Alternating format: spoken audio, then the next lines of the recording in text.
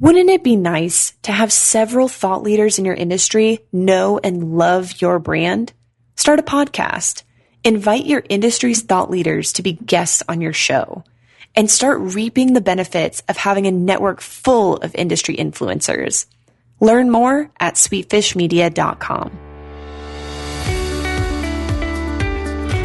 You're listening to the B2B Growth Show, a podcast dedicated to helping B2B executives achieve explosive growth. Whether you're looking for techniques and strategies or tools and resources, you've come to the right place. I'm Jonathan Green. And I'm James Carberry. Let's get into the show. Welcome back to the B2B Growth Show. We are here today with Scott Brinker. He is the co-founder and CTO of Ion Interactive. He's also the editor of chiefmartech.com. Scott, how you doing today?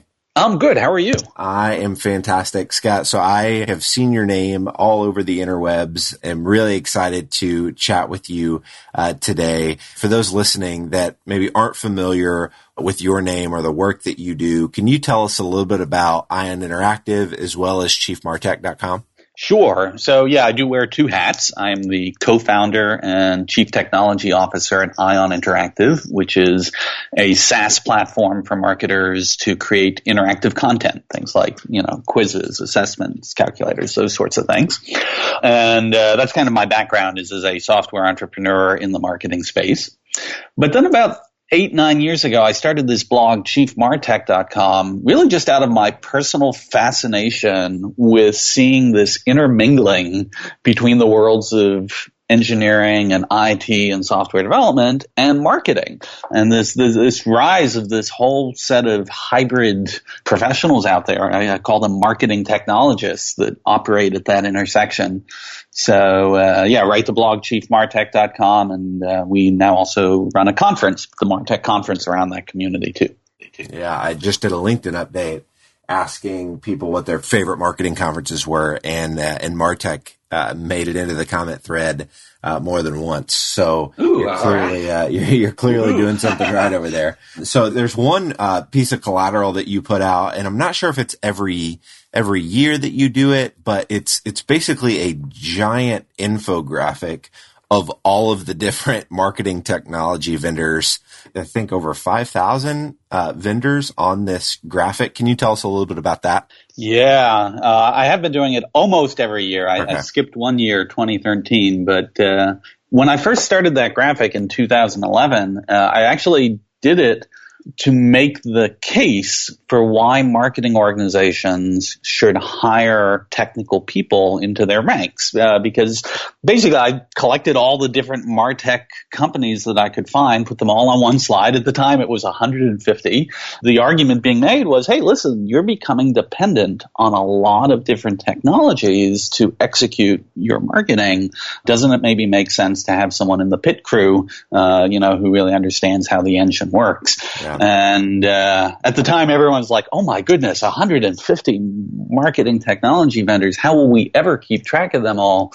And then year over year, I'd go back to it, and it went to 300. And then, I skipped a year. I came back. It was 1,000, and then 2,000. And, this past year, around 5,000. Wow. And it is just stunning to me, the explosion of vendors and innovation happening in this space. So, Scott, as we were talking offline, we were talking about three specific things that we want our listeners to understand about kind of the marketing technology landscape. And the first thing you mentioned, I think on the heels of, sharing this graphic that has over 5,000, marketing technology vendors on it, is just understanding the reality that it is a multi-vendor world. Can you elaborate on that for us a bit? Sure. I think for a while there were a number of companies, Adobe, Oracle, Salesforce, folks who kind of put forth the vision of saying, okay, we will buy or build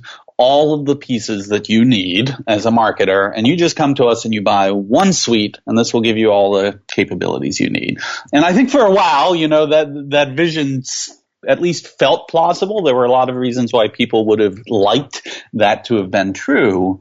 But as we watch this landscape just blossom, I think pretty much everyone has come to the realization there is just too much change happening in marketing. There are too many innovations. I mean, not just marketing innovation, but really, right, all this stuff is being driven by changes out in, the broader technology landscape, new channels, new touch points, new expectations of customers.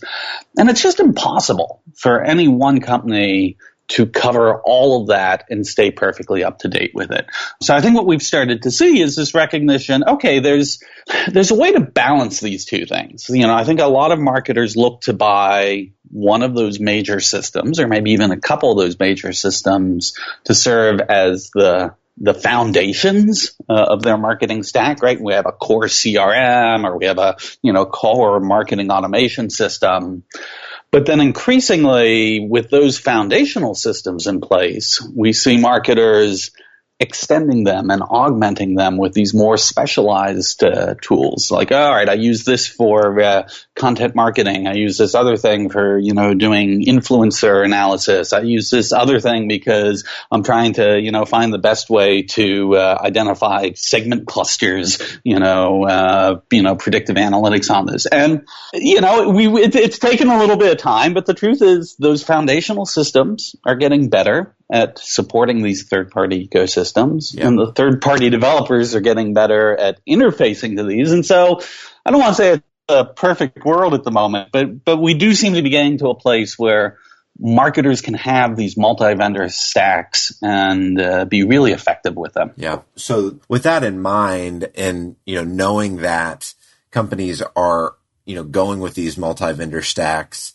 the next thing that you mentioned, as we were talking about offline, is that marketing technology management, or marketing operations, as a lot of people call it, is just becoming more and more of a critical function. Can you talk to us about kind of what type of people should you be charging or should you be kind of putting this responsibility on within your organization, if it's such a critical function?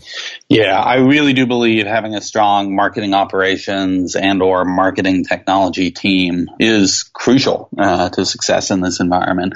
And, I've said this for a long time because I've championed these marketing technologists, the people who have that sort of technical experience or depth or background, like they're into the technology, but they're also very passionate about marketing. They're passionate about applying that technical know-how in the context of marketing.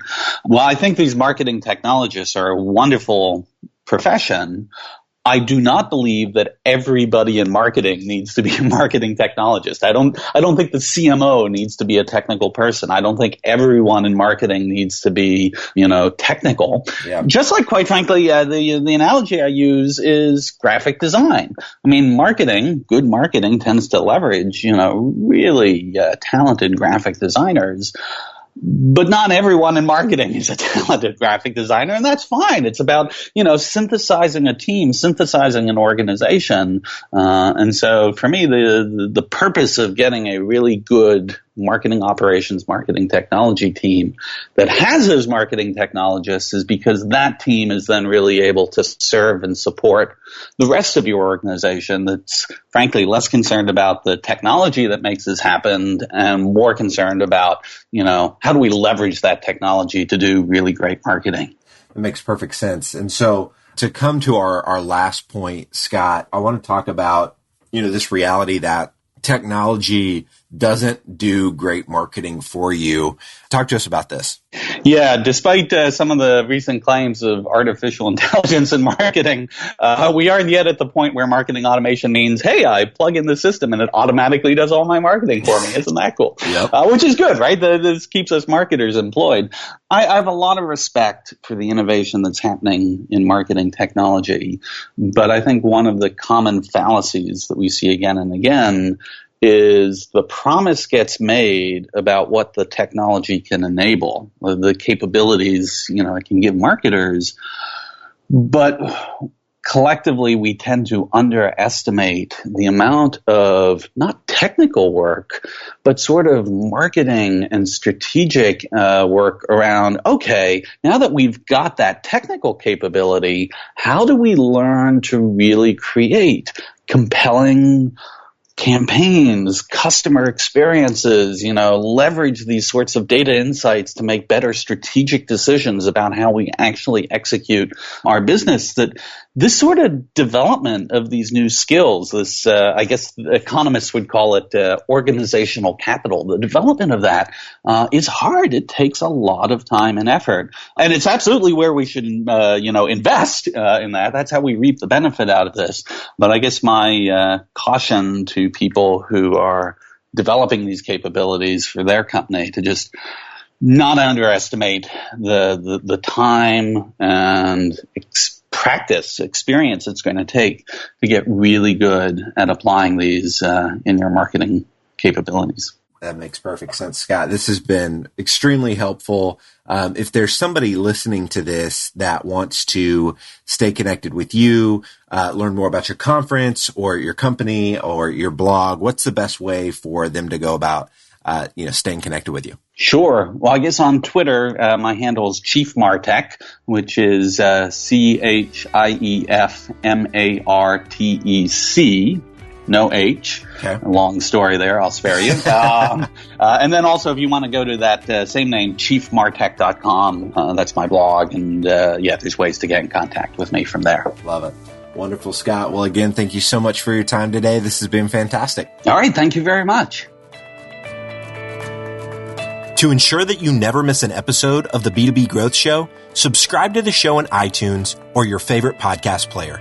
This guarantees that every episode will get delivered directly to your device. If you or someone you know would be an incredible guest for the B2B Growth Show, email me at jonathan@sweetfishmedia.com and let us know. We love connecting with B2B executives, and we love sharing their wisdom and perspective with our audience. Thank you so much for listening. Until next time.